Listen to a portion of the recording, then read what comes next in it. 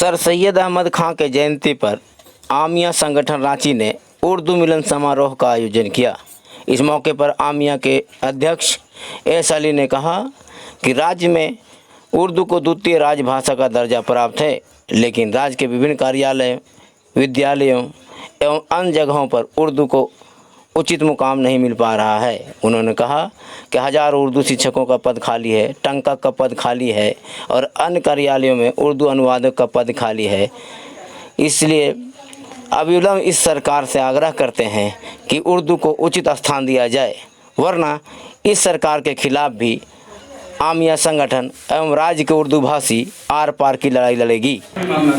उस पर शोध कर रहे हैं डॉक्टर मुजफ्फर हुसैन साहब। एक किताब भी लिख रहे हैं, बहुत जल्दी इसका किताब जो है छपने के लिए चला गया और प्रकाशित भी हो जाए। साथ में हमारे मंच पर हमारे उर्दू शिक्षक संघ के मास्टर रेहान साहब और मदरसा शिक्षक संघ के सेक्रेटरी फजल करीम साहब, हमारे गार्जियन सेंट्रल प्रोग्राम कमेटी के महासचिव अकीलुर रहमान साहब, हमारे बड़े भाई मरहबा वुमेन सोसाइटी के सेक्रेटरी नेहाल अहमद साहब और हमारे झारखंड छात्र संघ के लतीफ़ आलम साहब, मोहम्मद फुरकान, जयाउद्दीन अंसारी, शाहिद और तमाम हमारे ग्रामीण क्षेत्र से आए हुए नौशाद आलम बनापीड़ी से और हमारे शहीद भाई फुटकटपुरी और तमाम रांची शहर के आपके दानिश सयाज, इकबाल और इमरान, सारे लोगों को नाम नहीं ले पा रहा हूँ क्योंकि उर्दू को लेकर बहुत सारी बातें आई और उर्दू से पहले सर सैयद अहमद खां के बारे में बहुत सारी जानकारियाँ दी गई।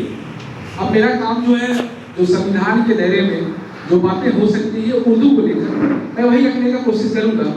भारत के संविधान की 8वीं अनुसूची में, जब 8वीं अनुसूची बन रहा था, 7वीं अनुसूची के बाद भाषा को लेकर काफी विवाद था संविधान बनने के दौरान, तो 8वीं अनुसूची में उर्दू भाषा को शामिल किया गया। और जब 8वीं अनुसूची में उर्दू भाषा शामिल हुआ तो बिहार पहला राज्य हुआ कि उसने उर्दू को सेकेंड लैंग्वेज की मान्यता दी 24 अप्रैल 1981 को। उस समय के तत्कालीन बिहार के मुख्यमंत्री जगन्नाथ मिश्र हुआ करते थे। उन्होंने 24 अप्रैल 1981 को उर्दू को सेकेंड लैंग्वेज का दर्जा दिया और 7 इंस्ट्रक्शन भी उसमें दिए गए कि जितने भी सरकारी कार्यालय हैं, चाहे वो पीडीओ साहब का कार्यालय हो, डीसी साहब का कार्यालय हो, आईएएस आईपीएस जो भी विधानसभा हो, गवर्नर हाउस हो या मुख्यमंत्री का कार्यालय हो, हिंदी के साथ उर्दू में भी नेम प्लेट होगा। जितने भी सरकार के नियम, परिनियम, अधिनियम या जितने भी स्कीम बनते हैं या स्कीम चलाए जाते हैं, उनका जो नोटिफिकेशन होता है वो हिंदी के साथ उर्दू में भी होगा।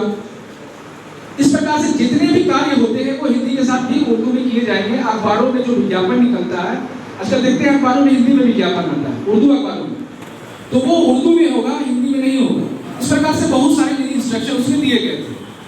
तो झारखंड राज्य जो है 15 नवंबर 2000 को बना, बिहार से अलग हो गए। उस समय एक नियम बना था, बिहार पुनर्गठन अधिनियम 2000, और उसका सेक्शन 84 जो था, उसके तहत जो बिहार में सेकेंड लैंग्वेज उर्दू थी, झारखंड बनने के बाद भी झारखंड में उर्दू सेकेंड लैंग्वेज ही रहा। साथ ही साथ झारखंड बनने के बाद कई संविधान की 8वीं अनुसूची में उर्दू भाषा को मातृभाषा के रूप में शामिल किया गया है। वहीं संविधान के अनुच्छेद 350 ए राज्य को ये कहती है कि आपके राज्य में अल्पसंख्यक समुदाय जिनकी आबादी हो, उसके लिए आप प्राथमिक शिक्षा उर्दू भाषा उसकी मातृभाषा में उपलब्ध कराएंगे। इसी के तर्ज पर 24 अप्रैल 1981 को बिहार सरकार के मुख्यमंत्री जगन्नाथ मिश्र ने उर्दू भाषा को द्वितीय राज्य भाषा की मान्यता दी। बिहार से झारखंड राज्य अलग होने के बाद बिहार पुनर्गठन अधिनियम 2000 के सेक्शन 84 के तहत झारखंड में उर्दू भाषा को द्वितीय राज्य भाषा का दर्जा दिया गया। और वहीं मधुगोड़ा की सरकार ने 16 अक्टूबर 2007 को डिस्ट्रिक्ट वाइज उर्दू को द्वितीय राज्य भाषा की दर्जा देते हुए सभी स्कूलों में, सभी सरकारी कार्यालयों में, चाहे वो विधानसभा हो या सरकार के सचिवालय हो या जिला उपायुक्त का कार्यालय हो या प्रखंड मुख्यालय हो, सरकार के सभी कार्यालयों में हिंदी के साथ उर्दू में बोर्ड लगाने का निर्देश दिया गया है। झारखंड में 2008, 2014 और 2019 हाई स्कूलों में उर्दू शिक्षकों की बहाली हुई है। उसी प्रकार 2014-15 में आप देखिएगा कि प्राइमरी स्कूल में उर्दू शिक्षकों की बहाली हुई है। उसी प्रकार झारखंड में उर्दू सहायक अनुवादक हैं, उर्दू अनुवादक हैं, उर्दू टंकक हैं। ये कहना है कि भाई जो उर्दू पर जो लगातार आरोप लग रहा है कि उर्दू जो है मदरसों में पढ़ाई जाती है, ये गलत आरोप है। प्राइमरी स्कूल से लेकर डिग्री तक में उर्दू भाषा और सब्जेक्ट की पढ़ाई होती है। ये विपक्ष के लोग, ये जो तथाकथित संगठन के लोग उर्दू को लगातार जो टारगेट कर रहे हैं, आज हम लोगों ने उर्दू मिलन समारोह का आयोजन सर सैयद अहमद डे के अवसर पर करके झारखंड सरकार से कई मांगों को रखा है, जिसमें हमारा जो पहला मांग है कि सेकेंड लैंग्वेज में जो 7 इंस्ट्रक्शन है उसका अनुपालन झारखंड में किया जाए। 4401 में जो 3712 पद जो बच गया है उर्दू सहायक शिक्षकों का, उसको स्नातक टेट उत्तीर्ण से भरा जाए। +2 के लिए हाई कोर्ट का आदेश है 2018 में कि उर्दू टीचर का पोस्ट क्रिएट होना चाहिए, उसका पोस्ट झारखंड सरकार जल्द से जल्द क्रिएट किया जाए। उर्दू भाषा लिपि में किताबें प्राइमरी स्कूलों में नहीं दिया जाता है, तो उस उर्दू भाषा लिपि में प्राइमरी स्कूलों में किताबें मुहैया कराई जाए। 8वां क्लास से लेकर 12वीं क्लास तक जो है आपका सिलेबस उर्दू में दिया जाए। उसी प्रकार उर्दू अनुवादक का मामला है, जो उर्दू शिक्षक आपका 2014-15 में बहाल हुए हैं, जिनको गैर योजना मद में बहाल करना चाहिए था लेकिन उनको योजना मद में कर दिया गया। तो हम लोगों का मांग है कि गैर योजना मद में उनको कन्वर्ट किया जाए। उर्दू को लेकर जो विद्वेष फैलाया जाता है उस पर सरकार रोक लगाए, और झारखंड सरकार ने जो अपना घोषणा पत्र में उर्दू को लेकर जो घोषित किया है उसको जल्द से जल्द लागू करे। आज हम लोग उर्दू मिलन समारोह के माध्यम से झारखंड सरकार के माननीय मुख्यमंत्री हेमंत सोरेन जी और माननीय संसदीय कार्य मंत्री आलमगीर आलम जी, वित्त मंत्री डॉक्टर रामेश्वर उरांव जी, अल्पसंख्यक कल्याण मंत्री हफीजुल हसन अंसारी जी और खास करके शिक्षा मंत्री बैजनाथ हम लोग जगन्नाथ महतो जी से ये मांग करना चाहते हैं कि भाई आप उर्दू से रिलेटेड जो भी आप। गिरिडीह जिले में हाथी का आतंक जारी है। आज लगातार तीसरे दिन हाथी ने एक महिला की जान ले ली। बताया जाता है कि पिछले 48 घंटे में इस मत वाले हाथी ने 5 लोगों की जान ली है और वन विभाग फिलहाल हाथ पर हाथ धरे बैठी है। अचानक घर से निकला, घर के बगले में मार दिया। कैसे कब हुआ ये घटना? 6 बजे मारा। 6 बजे। तो क्या हाथी का झुंड था? कितने हाथी थे? ये बात और देख नहीं पाए थे? नहीं, अचानक आगे तो सर मार दिया। ये कहाँ थी ये? क्या नहीं, ये कहाँ पे थी आपकी घर पत्नी? के बगले में नहीं थी। घर के बगल में, आंगन में। Yes sir. क्या करते आप? हम कुछ नहीं करते, वही हमको निर्भर करता है। हम विकलांग भी है सर, वही हमको निर्भर करता है, काम भी नहीं कर पाते। और आप विकलांग भी हैं? Yes sir.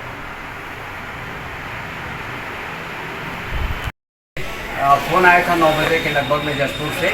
उनके पति और कई लोग जसपुर से फ़ोन किए थे। जैसे हम यहाँ पे आए तो पता चला कि रेफ़र कर दिया गया है। हमने 108 को लगाया, एम्बुलेंस वाले को।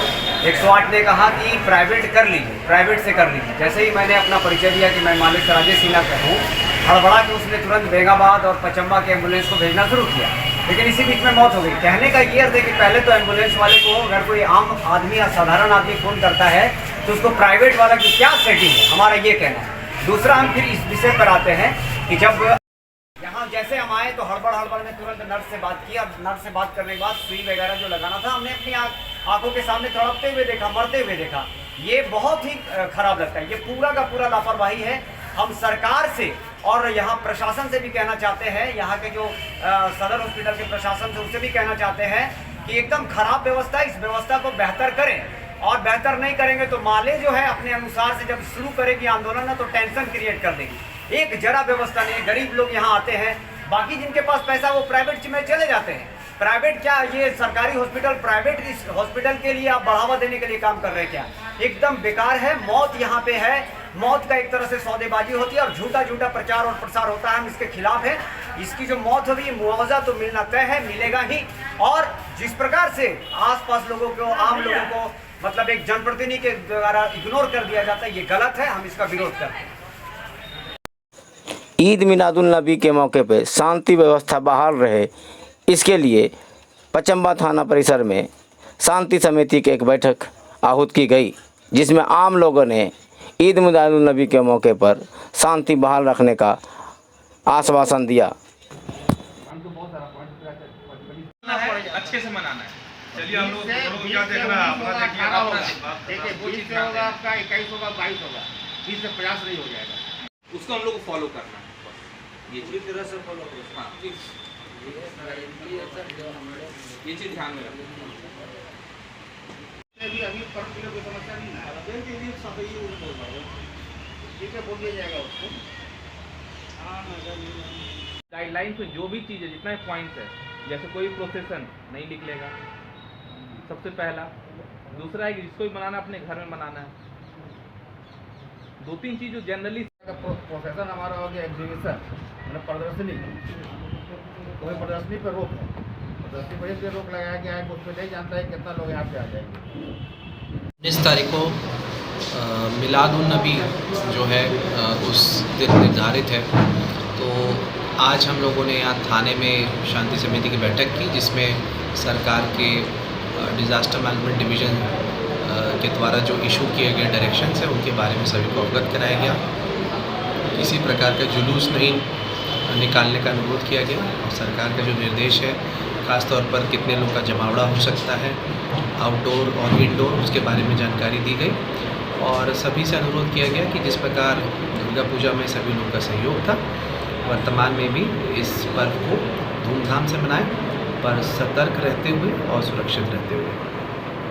Thank you. Smita child care and vaccination centre, पोड़ो हवाई अड्डा मोड़, गिरिडीह। अब आपके बच्चों को बेहतर इलाज के लिए गिरिडीह से बाहर जाने की ज़रूरत नहीं। Smita child care and vaccination centre, पोड़ो हवाई अड्डा मोड़, गिरिडीह में प्रसिद्ध शिशु रोग विशेषज्ञ डॉक्टर विप्लव शास्त्री बच्चों का इलाज करते हैं। यहाँ सभी तरह के बच्चों के भर्ती होने की सुविधा मौजूद है। इस अस्पताल में NICU, phototherapy, warmer, immunisation, nebulisation, बड़े बच्चों के लिए बेड की सुविधा और अनुभवी लैब टेक्नीशियन के द्वारा जांच की सुविधा मौजूद है।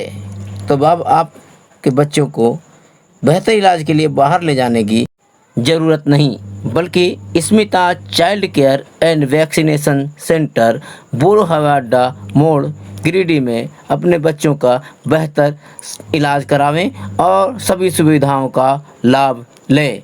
डॉक्टर विप्लव शास्त्री, शिशु रोग विशेषज्ञ, पोड़ो हवाई अड्डा मोड़, गिरिडीह, झारखंड।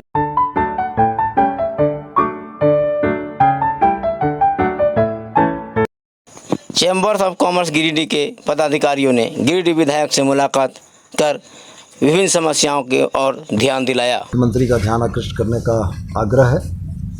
मैं आश्वस्त करना चाहता हूं कि इनकी भावनाएं यथास्वरूप माननीय मुख्यमंत्री तक प्रेषित करूंगा और सहानुभूतिपूर्वक विचार करके निर्णय लेने का आग्रह करूंगा। तो बताएं हमें कि आज का यह समाचार आपको कैसा लगा। हमारी तरफ से उम्मीद है कि हम लोग पूरी कोशिश कर रहे हैं कि आपको सही तरह का समाचार, गांव ग्राम की समाचार, शहरों की समाचार, समस्याएं आप तक पहुंचाए। तो उम्मीद हम पूरी तरह से करते हैं कि आज का भी ये समाचार आपको बेहतर लगा होगा। आपसे पुनः आग्रह होगा कि JGTV को सब्सक्राइब करें, लाइक करें, आइकन घंटी दबाएं और शेयर करें। तो आज के लिए इतना ही, फिर मिलते हैं कल नए समाचार के साथ।